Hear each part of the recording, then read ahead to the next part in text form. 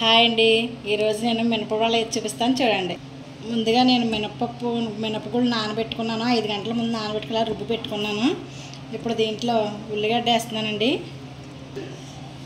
పచ్చిమిర్చి, కొద్దిగా అల్లం తురుము, సన్నగా కట్ చేసుకున్న కరివేపాకు, సన్నగా కట్ చేసుకున్న కొత్తిమీర, కొద్దిగా సాల్ట్. ఇప్పుడు ఇవన్నీ ఇందులో వేసుకున్నాం కదండి, అన్నీ కలుపుకోవాలి పిండిలో కలిసేటట్టు. చూడండి, పిండి బాగా కలుపుకోవాలి. మనం ఎంత బాగా కలుపుకుంటే అంత బాగా వస్తాయి వడలో. నేను ఇప్పుడు ఇందులో కొద్దిగా జీలకర్ర కూడా వేస్తున్నాను. జీలకర్ర వేసుకోవడం వల్ల వడలు బాగుంటాయి. స్టవ్ పైన ఆయిల్ కూడా పెట్టుకున్నానండి నేను.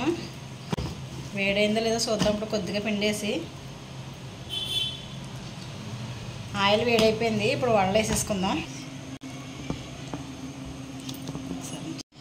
చూడండి, నేను ఇలా గిన్నె తీసుకుని దానిపైన పాల పేపర్ పెట్టుకున్నాను. దీన్ని కొద్దిగా వాటర్ ఇలా అనుకోవాలి. మనం పక్కన గిన్నెతో వాటర్ పెట్టుకోవాలి. కొన్ని కొద్దిగా పిండి తీసుకుని చేతి ఇలా ముందే రౌండ్గాని కవర్ మెట్ ఇలా రౌండ్గా వచ్చేస్తుందండి. చూడండి, ఆయిల్ వేసేసుకుందాం.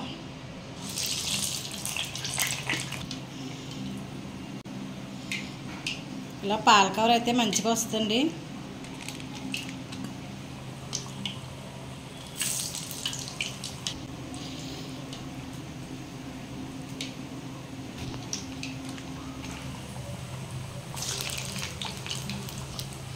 ఆయిల్లో పట్టినన్నీ వేసుకోవాలండి. ఎక్కువ వేసుకుంటే మళ్ళీ ఒకదానికొకటి అంటుకుపోతాయి. చూడండి, ఎన్నో పక్క లేక మళ్ళీ రెండో పక్క ఇలా తిప్పుకోవాలండి. చూడండి, ఒక పక్క లేక ఇంకొక పక్క తిప్పుకున్నాం కదా, మళ్ళీ ఒకసారి మళ్ళీ కూడా ఇలా తిప్పుకోవాలి. ఇట్లనే ఏగిపోయినాయండి, తీసేస్తున్నాను వడలో.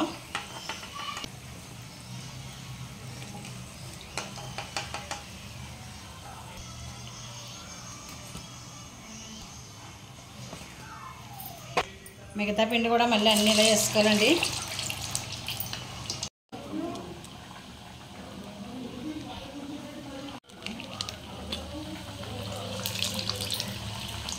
చూడండి, పిండి అంతా ఇలా వేసుకున్నాము.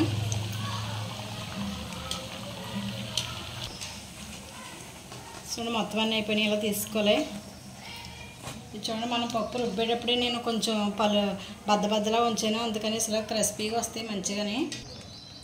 చూడండి, ఇవన్నీ కూడా ఆయిల్ కూడా ఏమీ అంత కూడా అంటుకోకుండా మంచిగా వచ్చినాయి. చూడండి, వడలు అన్నీ రెడీ అయిపోయినాయి. పైన క్రిస్పీగా, లోపల సాఫ్ట్గా మంచిగా. చూడండి ఎంత బాగా వచ్చినాయి వడలు.